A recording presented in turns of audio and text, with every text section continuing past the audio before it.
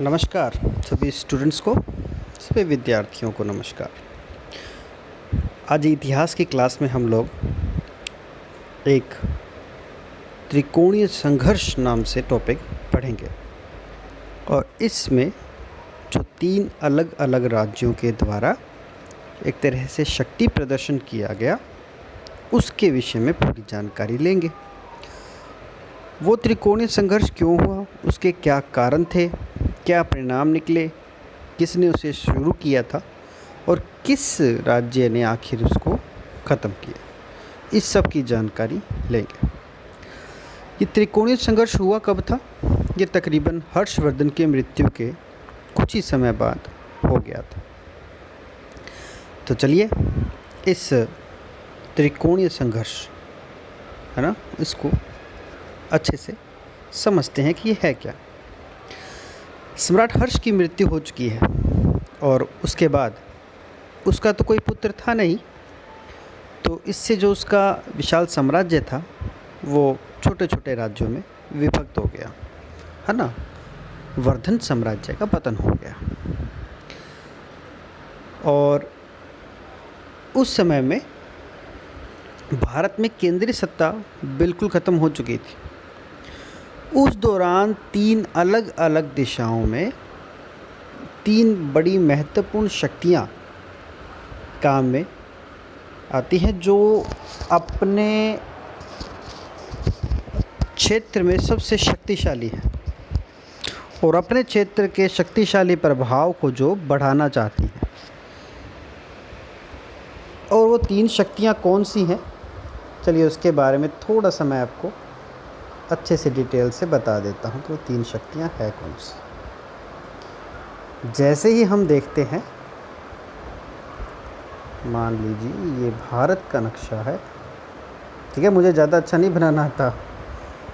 तो ये भारत का नक्शा है और यहाँ का जो एरिया है, यहाँ पर पहली शक्ति है जिसका नाम है गुज्जर प्रतिहार।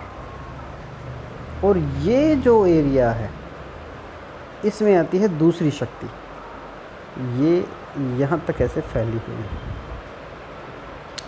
इसमें आते हैं राष्ट्रकूट और ये जो बंगाल का एरिया है यहाँ से ऐसे होते हुए ऐसे पूरा, इसमें आती है तीसरी शक्ति जिसका नाम है पाल वंश। ठीक है, ये तीसरी शक्ति है। इस तरह से भारत के इस नक्शे में हमें पता लगता है कि किस प्रकार से यहाँ और यहाँ की शक्ति मिलकर के इस एरिए को कवर करना चाहते हैं। ठीक है, तो अब जब बात बन गई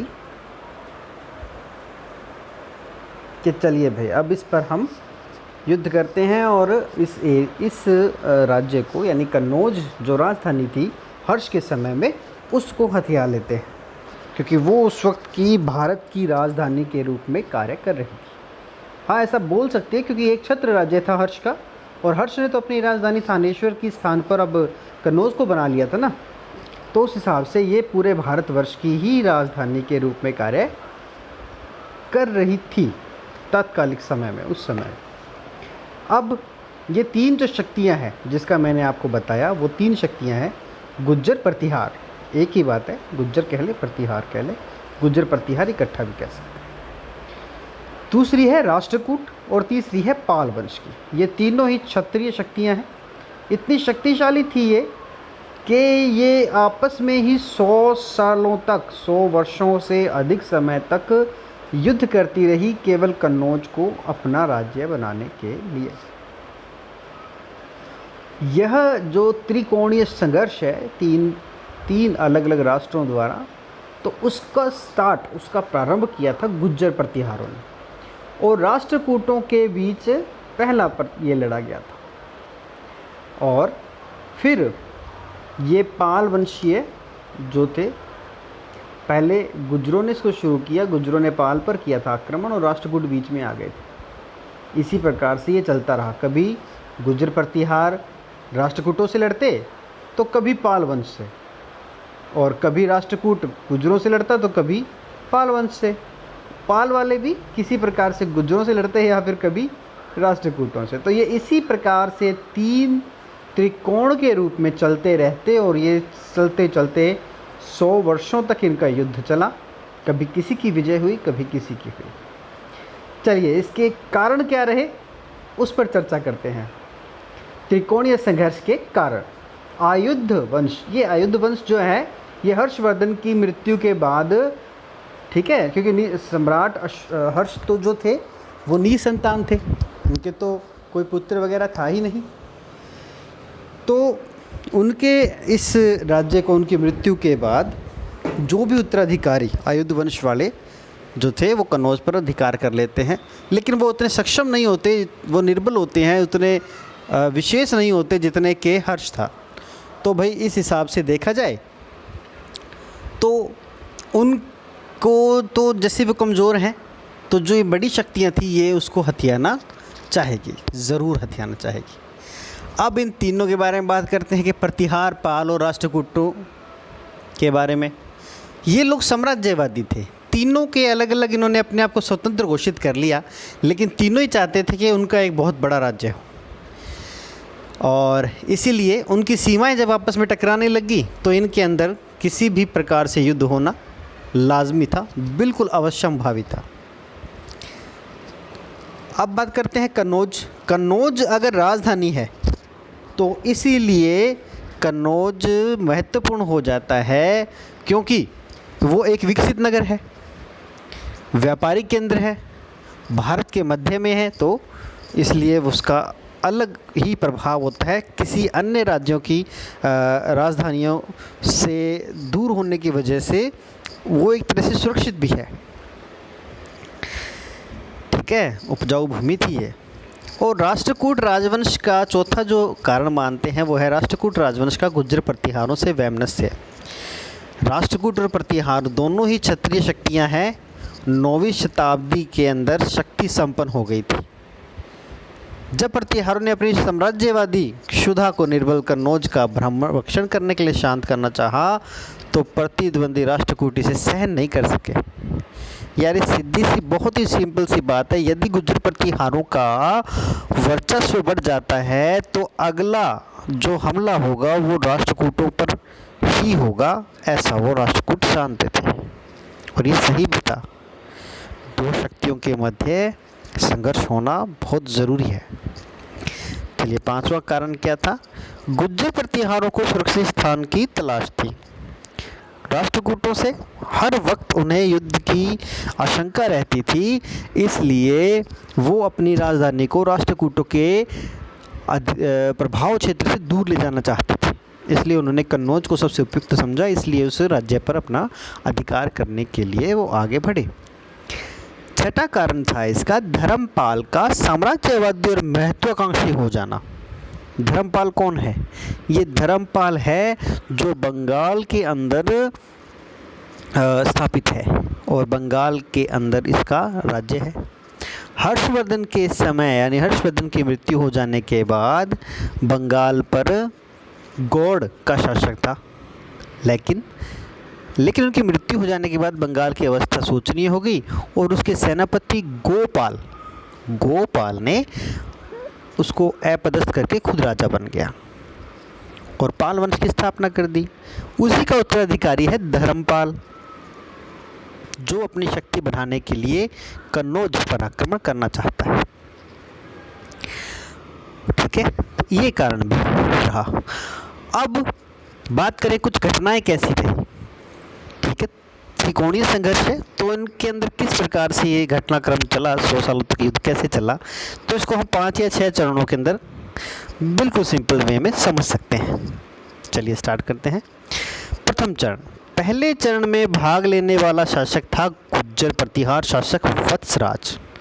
वत्सराज ने राष्ट्रकूट शासक ध्रुव और पाल शासक धर्मपाल, इन दोनों पर आक्रमण किया था। संघर्ष का प्रारंभ वत्सराज करता है और बंगाल के ऊपर आक्रमण कर देता है।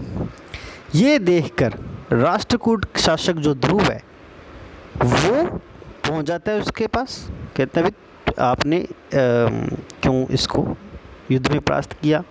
अच्छा, वत्सराज ने तो पाल को हरा दिया और उससे कुछ जो कन्नौज का एरिया है उससे ले लिया वापस। अब ये पहुंच गया ध्रुव, ध्रुव पहुंच गया और इसने उसको वत्सराज को हरा दिया और वत्सराज से उसका जो कन्नौज वाला क्षेत्र जो उसने जीता था उससे वापस ले लिया। तो ये तो था पहला पड़ाव।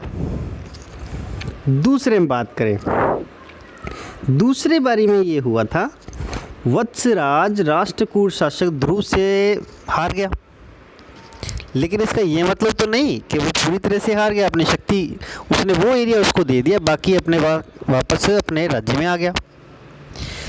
भविष्य में वत्सराज के आक्रमण को रोकने की दृष्टि से कन्नौज पर आक्रमण करना जरूरी था राष्ट्रकूटों के लिए। वत्सराज द्वारा समर्थित इंद्र युद्ध जो इंद्र युद्ध नाम का जो व्यक्ति है उसको वहाँ वो छोड़ के आया था वत्सराज इंद्र युद्ध को कन्नौज के अंदर, लेकिन उसको हटा कर के चक्र युद्ध नाम के शासक को वहाँ का शासक बना दिया जाता है जब वापस से वो ध्रुव आता है। चक्रायुद्ध के राज्याभिषेक के समय धर्मपाल ने कन्नौज में एक दरबार का आयोजन किया जिसमें बहुत सारे कुरु, यदु, अवंती, गंधार, मत्स्य कई तरह के राज्य वहाँ पर आए थे और सब एक तरह से उसकी अधीनता स्वीकार कर रहे थे। ठीक है, तीसरा चरण ये आता है। तीसरे चरण में ये होता है कि तीसरे चरण की घटना की बात करें तो इसमें प्रतिहार शासक जो नागभट्ट द्वितीय है, क्योंकि राजा चेंज हो गए ना, इन 100 सालों में राजा बार बार चेंज होते रहेंगे। स्टार्ट किसी और ने वत्सराज ने किया था और अंत कोई और राजा करेगा, तो इसीलिए तीसरे चरण में अब नागभट्ट द्वितीय आ गया है प्रतिहारों की तरफ से। और कन्नौज का शासक धर्मपाल की कठपुतली जो था चक्रायुद्ध उसको हटाने के लिए धर्मपाल को परास्त करके चक्रायुद्ध को गद्दी से फिर उतार देता है और वापस से इंद्र युद्ध को कन्नौज में बिठा देता है। ठीक है,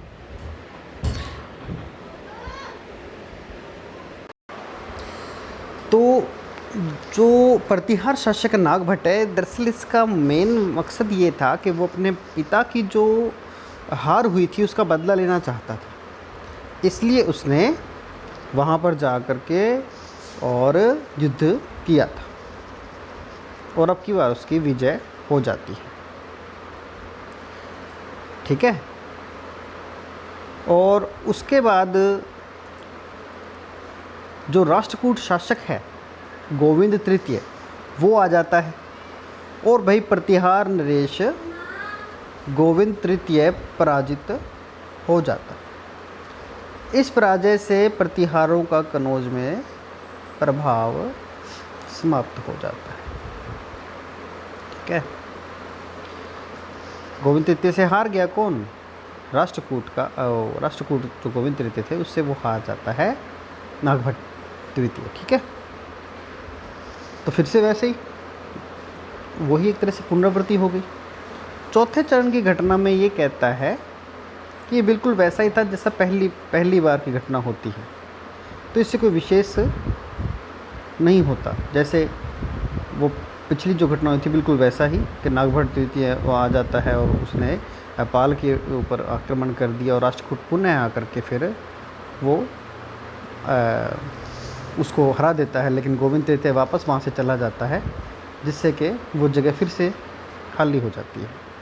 पांचवा चरण जो है वो इसमें प्रतिहार वंश निर्बल शासक रामभद्र था और नागभट्ट द्वितीय का उत्तराधिकारी, लेकिन 3 वर्ष के अल्पकाल समय के बाद गुजरात की जो भयंकर समस्या है उसमें चालुक्य वंश शक्तिशाली हो गया था और बंगाल में धर्मपाल के उत्तराधिकारी देवपाल ने रामभद्र की गृह कलेश का लाभ उठा करके आक्रमण कर दिया। इस बार पाल वंश ने पहल की है। ठीक है, और रामभद्र से पराजित होना ही था क्योंकि वो निर्बल था।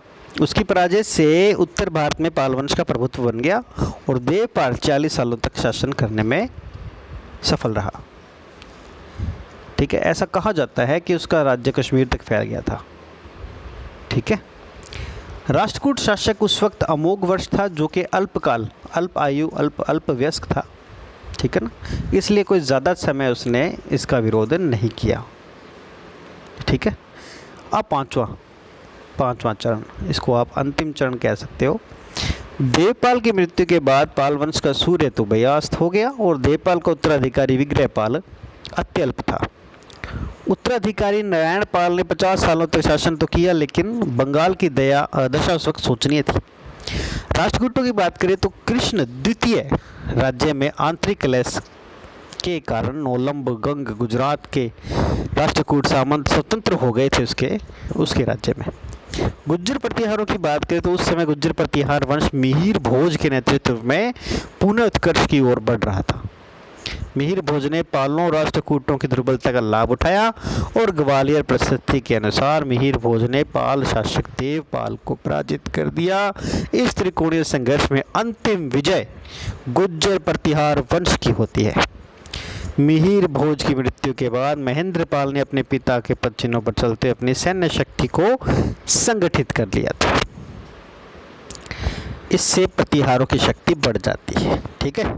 ठीक है भाई, ये था 3 जो शक्तियां थी उनके मध्य होने वाले युद्धों का थोड़ा सा वर्णन, उसके कारण। तीनों के मध्य थे, पहला वाला तीसरे पर करता है और दूसरा बीच में आ जाता है। इसी तरह से ये कंटिन्यू युद्ध करते रहते हैं, ठीक है। इस युद्धों के परिणाम क्या निकले? परिणाम की बात करें तो पहला परिणाम ये निकलता है कि पहला परिणाम ये निकलता है कि 10वीं सदी तक तीनों क्षेत्रीय शक्तियों का अवसान हो गया। अभी देखो 100 सालों तक युद्ध करेंगे तो इन शक्तियों का अवसान तो होना ही था। अवसान मीन्स पतन हो गया, गर्त में चली गई। पाल प्रतिहार राष्ट्रकूट शक्तियां जिनका उदय 8वीं सदी के उत्तरार्ध में हुआ था, 10वीं सदी के अंत तक उनका सूर्य अस्त हो गया। लगभग 100 सालों तक इन तीनों शक्तियों के अंदर भारत पर ये तीनों शक्तियां छाई रही और इनमें संघर्ष चलता रहा। नंबर दूसरा, कन्नौज के गौरव की समाप्ति। भाई कन्नौज जो राज्य था उसके गौरव की समाप्ति होना स्वाभाविक ही है। 100 सालों तक उस पर अलग अलग प्रकार से युद्ध होते रहे, उनकी किसी प्रकार से उन्नति नहीं हो पाई, तो वो अपना जो गौरव था, जो हर्ष के समय था, वैसा गौरव प्राप्त नहीं कर पाया। ऐसे संघर्षों के बाद सामंतों का राज्य का उदय होना बिल्कुल ज़रूरी था। इसलिए हर्ष की मृत्यु के बाद भारत का जो इतिहास है वही कहता है कि अलग अलग राज्यों की स्वतंत्रता घोषित होने से वो छिन्न भिन्न हो गई सारी शक्ति, एक छत्र राज्य नहीं रहा। उनमें भी प्रतिहार शक्ति सबसे ज़्यादा चरम सीमा पर पहुंचती है, ठीक है। तो वैसे भी क्योंकि ये जीते थे अंत में 100 सालों के युद्धों में, तो इनकी शक्ति का ज़्यादा होना स्वाभाविक था। फिर लास्ट बात करें तो मुस्लिम आक्रमण का प्रतिरोध समाप्त हो गया। गुज्जर प्रतिहार राष्ट्र के जो शासक थे इतने शक्तिशाली रहे, उन्होंने अरबी आक्रमणकारियों को सिंध से आगे नहीं बढ़ने दिया, किंतु इन तीनों ही शक्ति के पतन के पश्चात महमूद गजनवी भारत पर आने में और यहाँ पर 1000 से 1026 ईस्वी तक 17 बार भारत पर आक्रमण किया था, ठीक है। तो भाई अब ये थे त्रिकोणीय संघर्ष। त्रिकोण संघर्ष ने भारत पर तुर्कों की अपनी राजनीतिक प्रभुता स्थापित करने का मार्ग तो प्रशस्त कर दिया था।